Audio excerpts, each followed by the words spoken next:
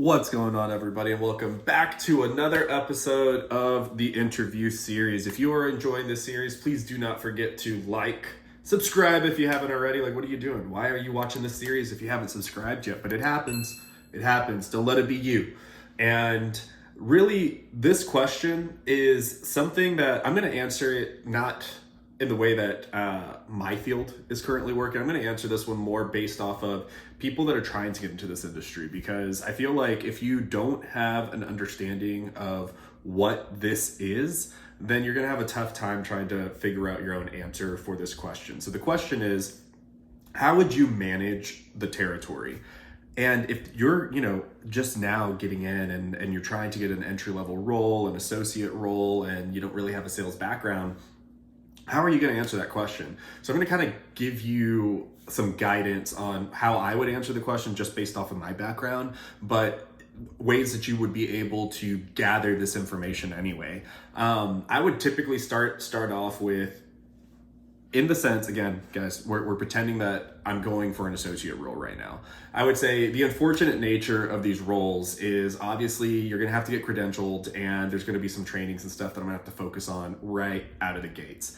And that is the not fun, unexciting part. And it's just part of the nature of what this position looks like from the research that I've done. And I want to be able to become an asset from day one. So obviously, while I might not be able to get into some of these facilities, I know that there have been a few outliers where some places allow reps in that don't have all of their credentials up to date, just depending on the size of the facility. I don't want to put anybody in jeopardy. I will do the best that I can to go ahead and start bringing value to the team. But what I would focus on during let's say that first week of me having to just do the credentialing process and all of the little trainings that I need to do for this company, I would be focusing some of my efforts on working with my teammates to better understand where the opportunity is in the territory. I might not, in most of these positions, like when you're an associate, you don't have a number over your head, but your team does. So you need to let them know that.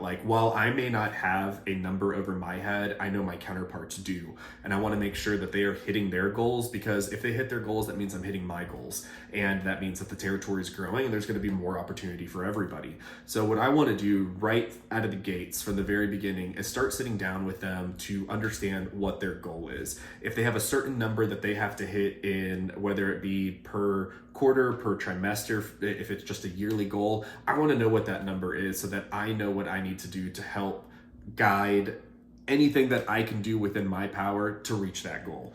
And what I would do is break down that yearly number into, if we're at a company that does quarters, into a quarterly number. From that quarterly number, I'm going to break it down into a monthly goal. From that monthly goal, I would break it down to a weekly goal, and even venture off to say that I'd break it down to a daily goal. And why would I want to break it all the way down to a daily goal? Because I understand that in this environment, you're not getting cases and the same amount of cases on a daily basis. So while you're looking at your schedule and while I'm trying to help my team, I want to see what the possible revenue there is coming in for those cases. I understand that things will be a little bit different, but at least, depending on what case it is, they would be able to let me know a ballpark number of what each of those are going to look like, and we can end up looking at that value at the end of the day or at the end of the week. But it's going to give me a better idea of maybe some places where I can start using some of my knowledge from the trainings that I'm currently going through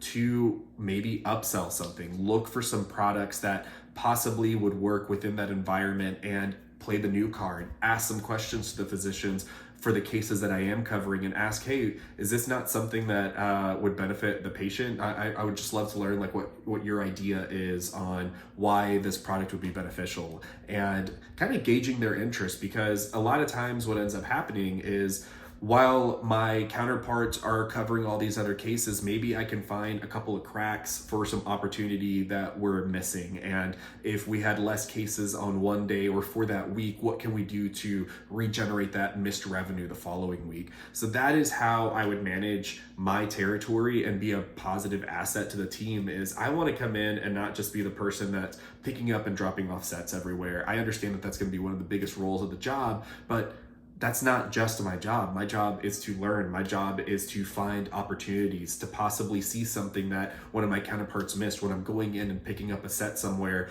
looking at that OR board schedule and seeing where our competitors are on that schedule, seeing if we have products that fit in line with those pieces. Will I be able to do that from week one? Obviously not, but I want to be able to already be figuring out how I can make those pieces fall in place during my time, and especially so during my training, because I don't want wasted time while I'm sitting at home having to go over some of the prerequisites of the different trainings that we have to do before I can get out to the field. My goal is to get out into the field as quickly as possible and become an asset for my team.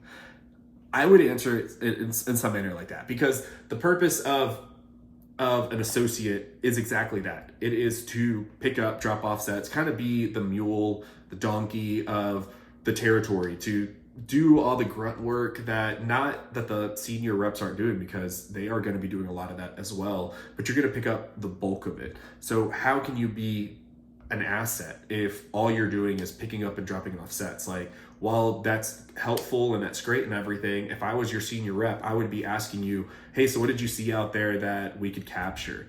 And you might ask yourself, well, what do you mean that we could capture? I just went to the hospital, picked up a set.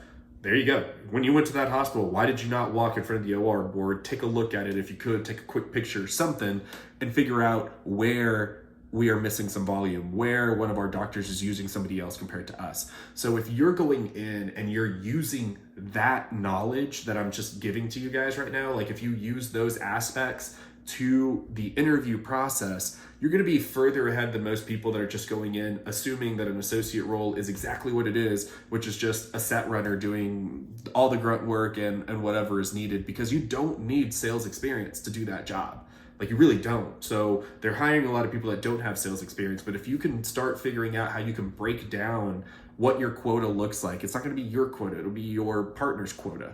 If you can break down that quota, and the purpose behind it is if they hit quota, that means you're going to get your quarterly bonus. If they don't hit quota, you're most likely not getting your quarterly bonus. And that's the whole purpose of, sales is for you to try to max out your comp plan. And how do you do that? By picking up and dropping off sets? Hell no. You get that by helping your team grow. And that is why that's why they would want you to be a part of that team. So when you're having those conversations with those reps as well, ask, how can I be beneficial to you from the very beginning? Are you going to be able to get me into some of these cases so that I can start learning immediately because they have a relationship with that center and they're going to get you in uncredentialed? Things like that. Again, this is all gray area. You definitely, do things to where you feel comfortable, but there are definitely a lot of situations that can put you in a very kind of binding predicament. And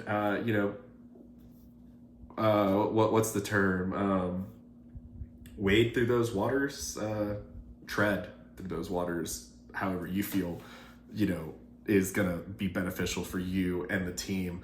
But if you guys really like that, this style of answering, and you want me to kind of give you some more information as an associate compared to coming into a higher rep, let me know in the comments, because that is where I could really help a lot of you out, is kind of giving you the answers and situations that you're not going to necessarily be looking at because you haven't been in this field. That's why you're trying to become an associate and get into this field. And maybe you have one background in sales job, but again, you haven't done this role. So you haven't worked in the OR, you haven't called on doctor's offices, this or that. Let me know what you guys want in the comments below. Ask your question. The most liked comment, I'll answer that question next, so make sure that that's what you guys are doing. And the other bit that I would also venture to say is, when you have these conversations with the reps and you're trying to get them to buy in on you, to feed that to the manager, make sure that you get they're okay, that you let the manager know, I had a conversation with this person, I had a conversation with this person, so that when you go into that interview process, you're already bringing in value of the networking that you've done. And that is how you plan on networking within the hospital system, within the clinics, within the ambulatory surgery centers, all that kind of stuff. You are showing them what you are doing as groundwork for how you will do the job. So just make sure that you get their okays so that you can name drop them and let them know the different conversations that you've had, and really, set yourself apart from everybody else. And if you guys are enjoying this content, hit that next video.